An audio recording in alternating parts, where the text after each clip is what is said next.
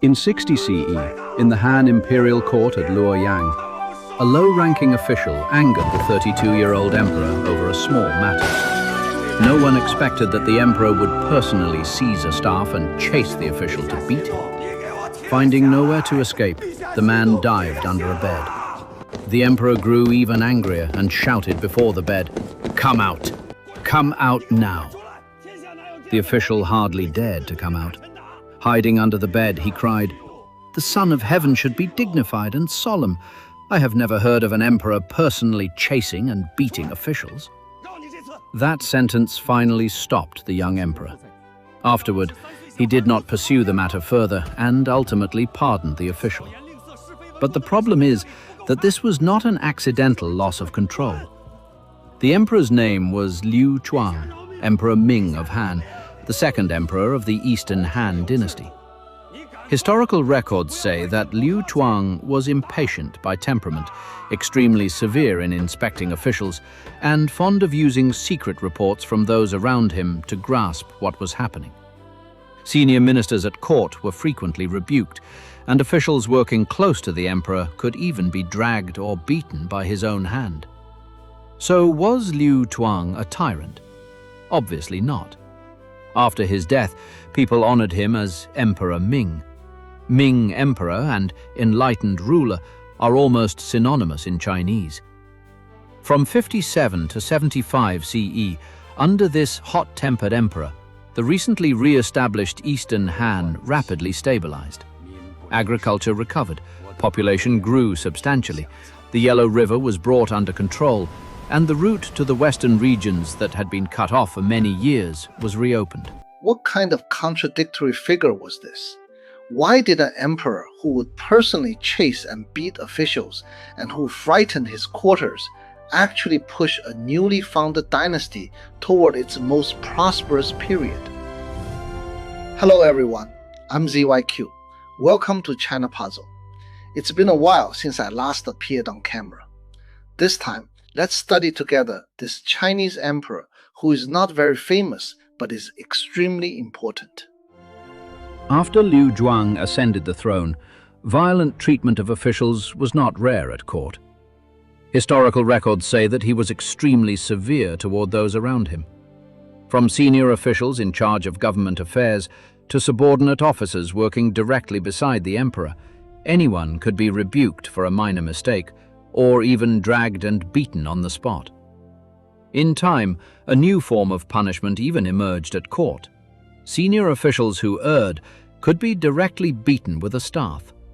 This flogging penalty began precisely in Emperor Ming's reign, and it did not accord with the earlier ritual propriety owed to high officials. But Liu Zhuang did not limit this severity to ordinary officials. Whenever someone violated his rules, even imperial relatives found it hard to receive leniency. The most typical example occurred in his maternal family. The son of Liu Zhuang's own maternal uncle married an imperial princess, but later killed his wife. The young man was executed, and his father, the emperor's maternal uncle, was subsequently forced to commit suicide. His brothers faced the same situation. Liu Zhuang had altogether 11 brothers, and most of them were punished in various cases during his reign. The most serious was the case of the Prince of Chu. Accused of involvement in plotting rebellion, the Prince of Chu was at first not directly executed by the emperor, but was stripped of his royal title and moved to the south. He eventually committed suicide, but the case did not end there. The court continued to investigate his clients, subordinate officials, and others connected with the affair. The interrogations lasted for years, and large numbers of people were executed or exiled. Historical records use the phrase, "the dead and the banished were very numerous," to describe the scale of the case. But in the end, Liu Zhuang showed the underlying quality that set him apart from a true tyrant. After the case expanded, large numbers of prisoners were held in the capital prison. Liu Zhuang personally went to review the case, re-examined the confessions and verdicts already made, and finally released more than 1,000 people. So, from a modern psychological perspective, Liu Zhuang was likely a person with obsessive-compulsive control tendencies and relatively weak emotional regulation. But the problem is, he was also an emperor. But Liu Zhuang received the most criticism, not because he occasionally struck people, but because this severity was carried into routine government. Later historians described him as stern and harsh. By the time his son ascended the throne, some even believed that the new emperor had to use a more lenient and relaxed approach to correct the problems left by the previous reign. What Liu Zhuang himself valued most was whether officials handled matters accurately. Once, the court rewarded surrendered Xiongnu people with silk. It should have been recorded as 10 bolts, but the official responsible for the record mistakenly wrote 100 bolts. When the emperor saw the account book, he immediately became angry and wanted to investigate and punish those involved. To Liu Zhuang, this was not simply a matter of 90 bolts of silk. It meant errors had appeared in court orders and financial records. Later histories summarized this style with the phrase, scrutinizing everything as a form of enlightenment. The emperor tried, by constantly discovering officials' errors, to prove that he was not being deceived by those below him. This kind of control did not apply only to account books and officials. During his reign, Liu Zhuang also repeatedly used state labor to repair and build palaces. For a dynasty whose population was still recovering from prolonged war, large-scale construction meant conscripting labor, transporting materials, and imposing extra burdens on the localities. Even Liu Zhuang himself later admitted these problems when he issued an edict reviewing government affairs. He said that the people had grievances that he had not fully investigated, cunning officials had not been completely stopped, and instead he had lightly conscripted common labor to build palaces. His own movements, joys, and angers had also often been unrestrained.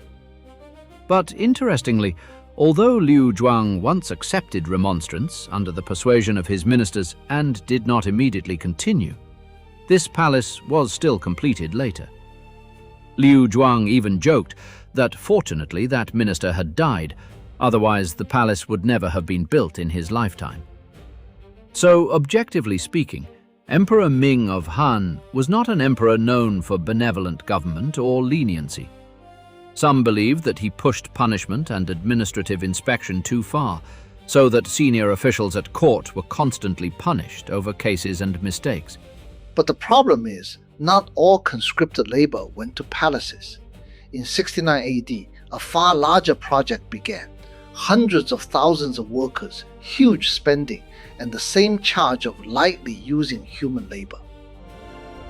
In the spring of 69 CE, Liu Zhuang summoned a water control expert. By this time, the Yellow River had burst its banks during the Qin dynasty period and had been out of control in the eastern part of the empire for more than 60 years. The river channel had long been breached, and floods repeatedly invaded the area of the Bian Canal.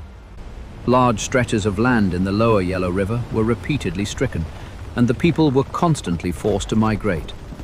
It was simply that after many years of recovery, the court finally had the capacity to concentrate manpower and funds on it. The man summoned to the palace was named Wang Jing. He was familiar with water control projects and had also studied books on rivers, canals, and geography extensively. Liu Zhuang asked him face-to-face about methods for controlling the Yellow River.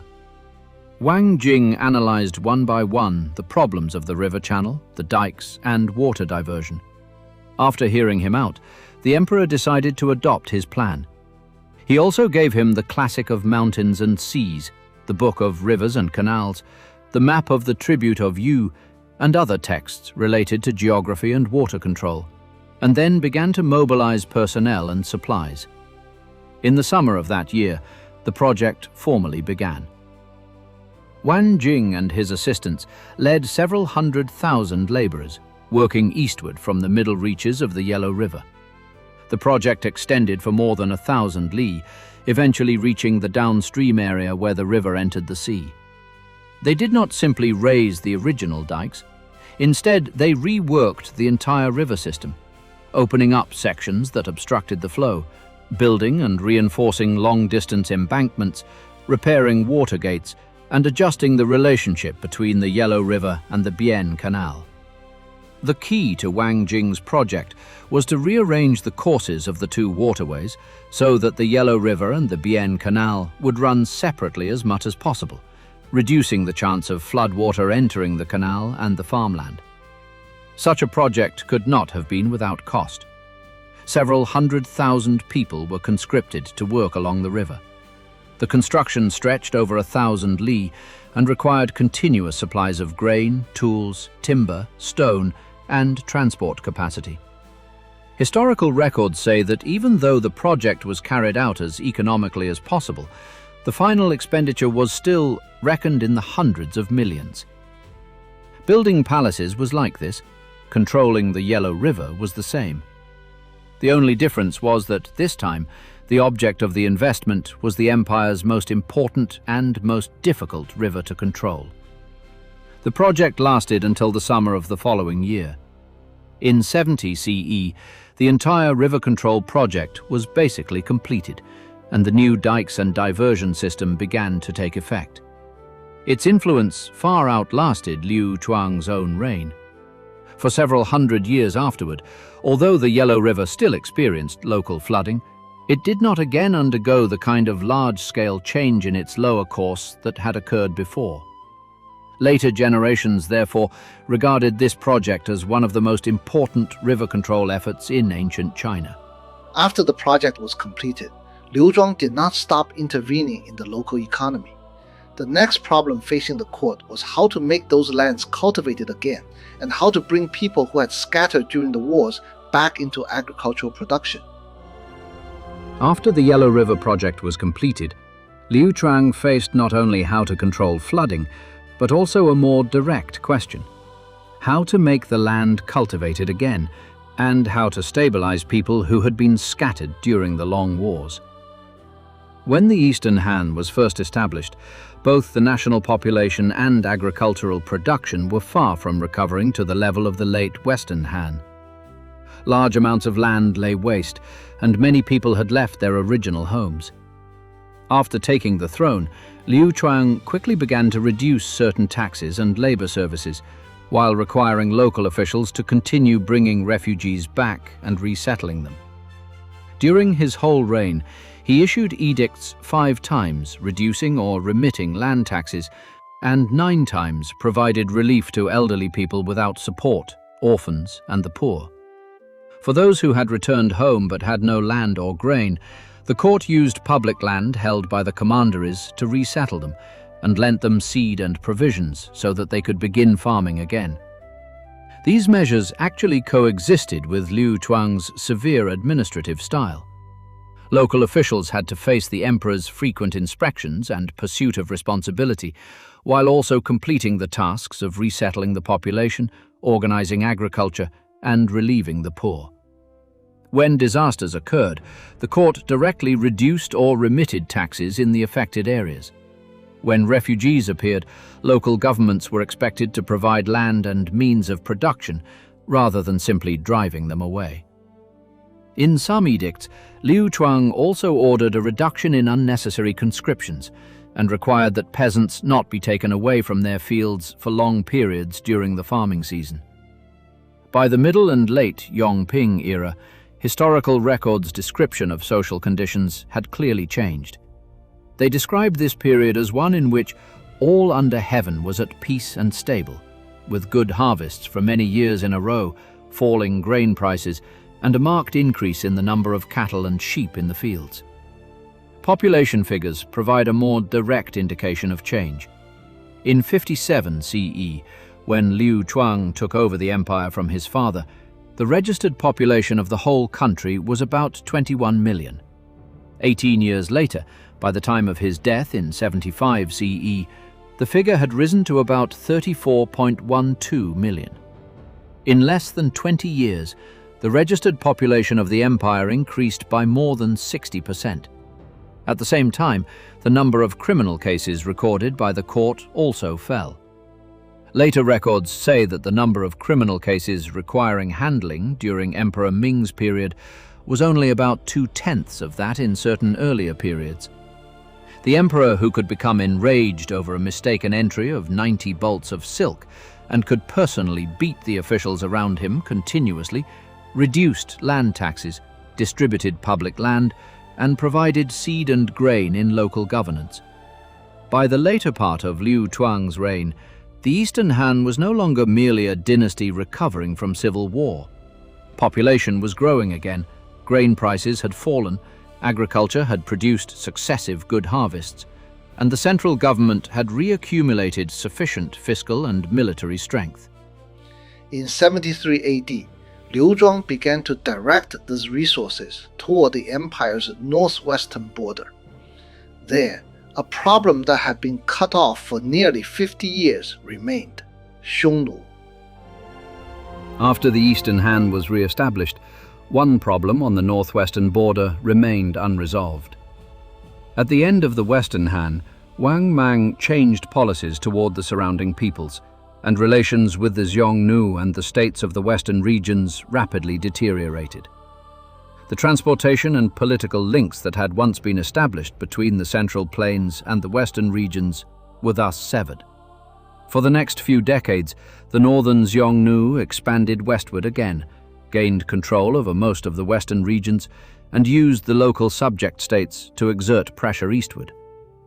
For the Eastern Han, this did not merely mean losing the western regions. It also meant that the He corridor remained under long-term threat.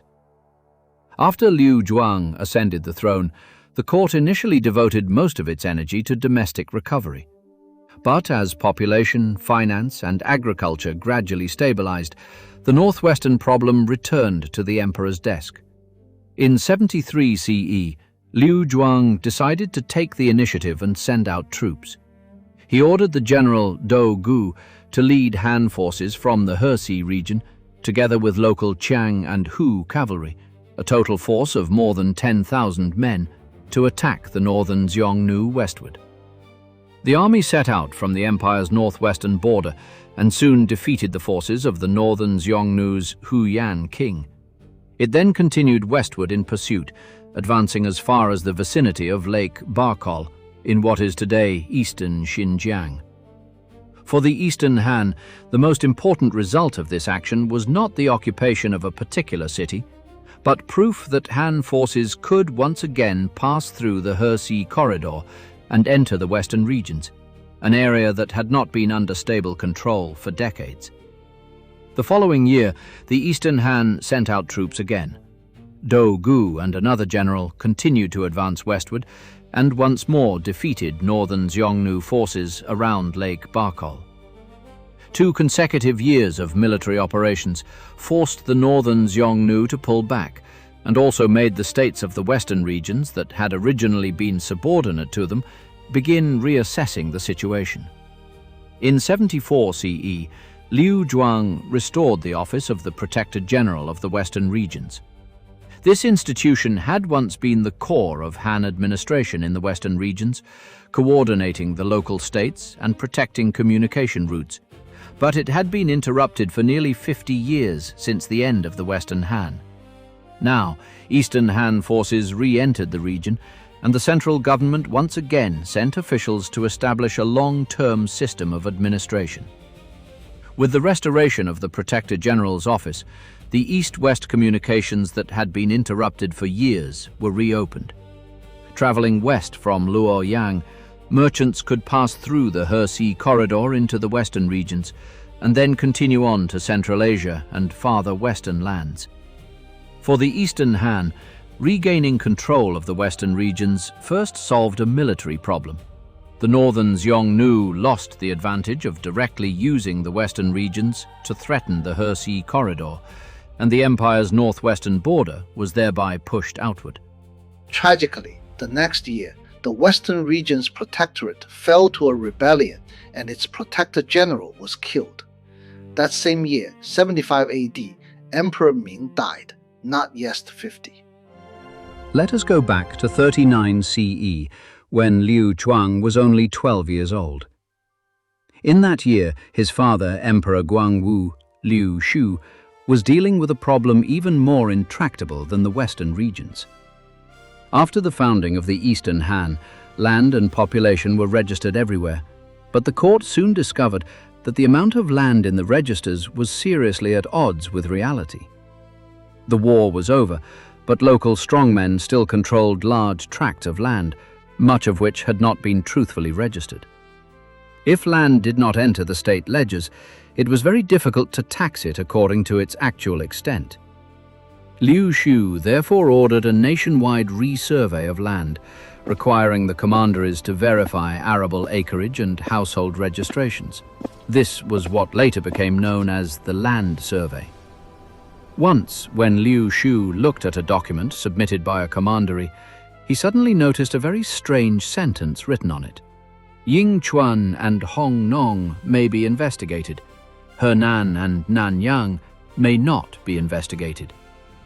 This meant that the first two regions could be carefully checked, but the latter two could not be deeply investigated. The emperor immediately asked the reason. The official responsible for reporting dared not answer, saying only that the sentence had been picked up in the street in Luoyang, and he did not know what it meant. The 12-year-old Liu Zhuang was at his father's side. After hearing this, he directly explained that Henan was where the capital was located, and many of the emperor's close attendants and powerful figures owned land there. Nanyang was Liu Zhuang's home region, where a great number of imperial relatives and founding veterans gathered. The reason these two places were said to be not to be investigated was not that the land could not be measured, but that local officials did not dare to investigate. Any serious investigation would inevitably touch people close to the emperor.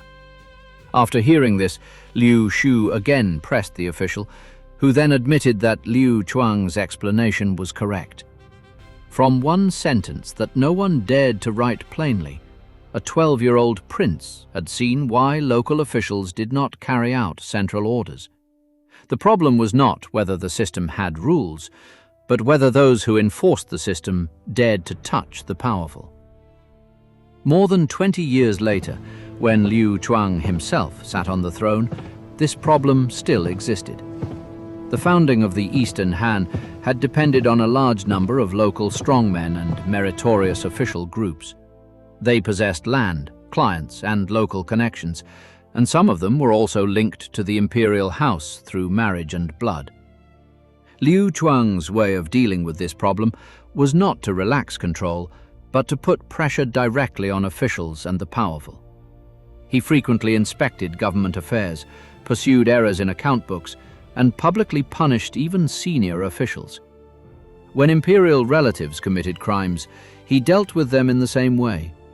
When a murder case occurred in his own maternal family, kinship did not prevent the death penalty from being carried out. Once a vassal king was suspected of threatening the central government, his fief and title could likewise be taken away. This set of practices brought enormous tension to the court and also produced severe consequences, such as the Prince of Chu case, which implicated thousands of people. This temperament also explains why Liu Zhuang became so enraged over a discrepancy of 90 bolts of silk in an account book.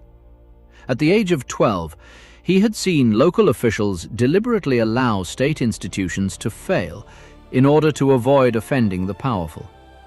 After becoming emperor, what he could least tolerate was precisely subordinates concealing things, perfunctorily handling matters, or altering orders on their own. Thus, the same political habit ran through his 18-year reign. He constantly demanded that officials report the actual situation to the center, and he used punishment to force them to carry it out. It earned him a reputation for keen discernment, but also left him with the criticism of harsh governance. In 57 CE, when the 30-year-old Liu Zhuang ascended the throne, his father had already completed the most difficult work of rebuilding the Eastern Han. 18 years later, when he died, the dynasty had completely changed. The lower Yellow River had undergone large-scale regulation. agriculture and population had rapidly recovered. The registered population had grown from over 21 million to more than 34 million. Han garrisons and administrative organs had reappeared in the western regions, and the road to Central Asia had been reopened. Liu Zhuang did not change his harsh character. Until the later part of his reign, he still punished high officials, and he never gave up high-pressure control over the bureaucracy. After Liu Zhuang died, the court gave him the posthumous title Xiao Ming Huangdi, the filial and enlightened emperor.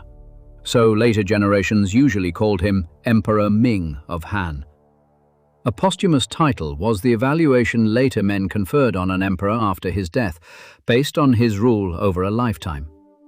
The ancient Chinese rules on posthumous titles gave a very clear definition of the word Ming. To shine upon and oversee the four quarters is called Ming. To ensure that slanderous accusations do not prevail is called Ming. What Ming meant, first of all, was not gentleness or benevolence. It meant that a ruler could see what was happening in all directions, could distinguish among the reports coming from below, and was not easily deceived or kept in the dark. This corresponds almost exactly to the most prominent feature of Liu Zhuang's rule. At the age of 12, he could tell from the sentence, "Henan and Nanyang may not be investigated," that local officials were shielding the powerful. After becoming emperor, he continually inspected officials, pursued errors, suppressed external relatives and vassal kings, and would not let pass even a discrepancy of 90 bolts of silk in an account book. For this, he appeared harsh, even irascible. But in the eyes of those who determined his posthumous title, the word most worth preserving in this almost obsessively scrutinizing character was still Ming. In Chinese history, the most famous other emperor widely remembered by this word, Ming, was another man more than 700 years later, Li Longji, Emperor Xuanzong of Tang. His full posthumous title contained the characters Da Ming, and later generations long called him Tang Minghuang, Emperor Ming of Tang. Han Mingdi and Tang Minghuang lived in completely different eras, and their reigns ended in completely different ways. But both names preserved the ancient political judgment of Ming for later ages. To ancient Chinese people, if an emperor could be given the title Ming, it meant that later generations believed he had the ability to see situations clearly, to distinguish among his ministers, to master the state, and to make his orders actually be carried out. The 18 years of rule Liu Zhuang left behind, his harsh punishments, staff beatings, river control, relief to the people, and re-entry into the western regions, appeared drastically different from one another, but all came from the same governing habit. Matters had to be clarified, orders had to be enforced, and the emperor had to know what was happening in his empire. That is why, among all his titles, the word later generations ultimately remembered most clearly was precisely this one, Ming.